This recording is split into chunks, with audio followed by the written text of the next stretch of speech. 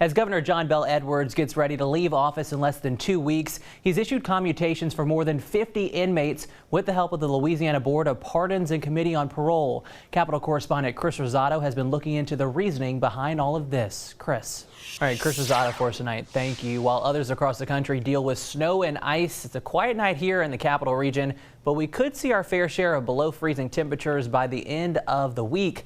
Chief Meteorologist Jay Grimes is here with a first check on your forecast. But first, Jay, we got to get through these next few days, right? Yeah. Take a look at this view from above Boston this morning, showing what led up to more than a dozen last-minute flight diversions. The skyline was covered in a thick blanket of fog for much of the morning, creating difficult conditions for taking off and landing at Boston's Logan Airport.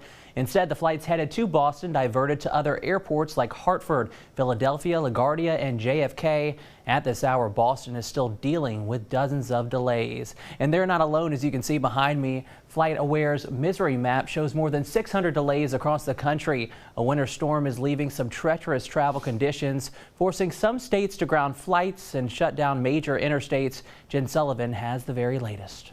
Airlines canceled just over 1% of all flights so far this year. That's apparently the lowest in 5 years.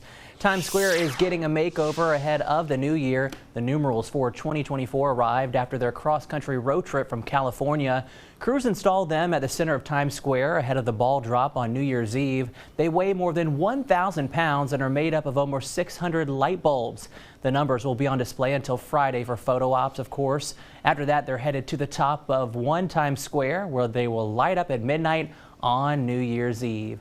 And speaking of the new year, Louisiana will once again show off its unique culture and spirit during the Rose Parade in Pasadena. The theme this year is celebrating a world of music.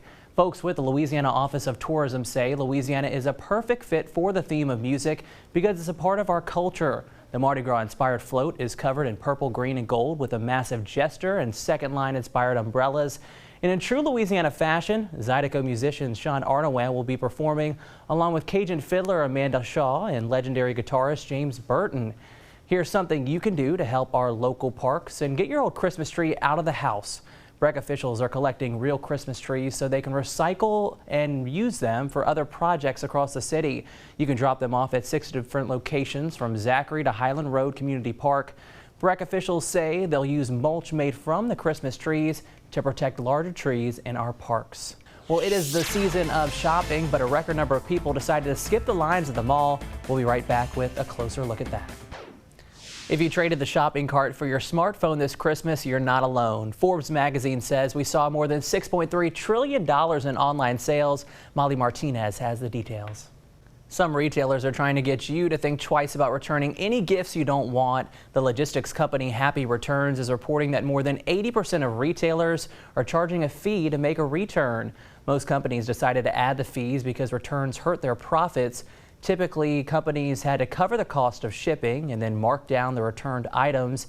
Data from the National Retail Federation shows customers sent back more than 15% of sales last year. Jay.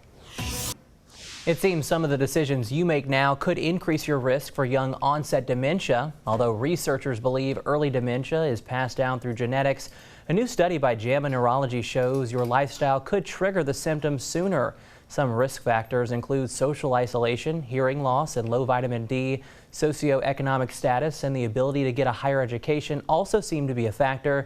Some participants started experiencing cognitive decline at just 30 years old. A local blood bank is hoping you'll take the time to give back this holiday season.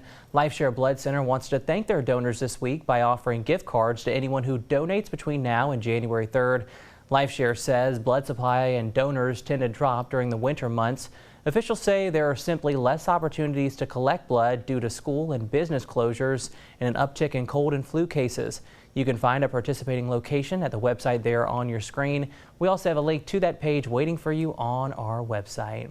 While some people are enjoying the holidays at home, first responders keep working around the clock. But that doesn't mean they can't have some fun while on the job. Barrette Leone shows us a festive way some firefighters are sharing their holiday spirit.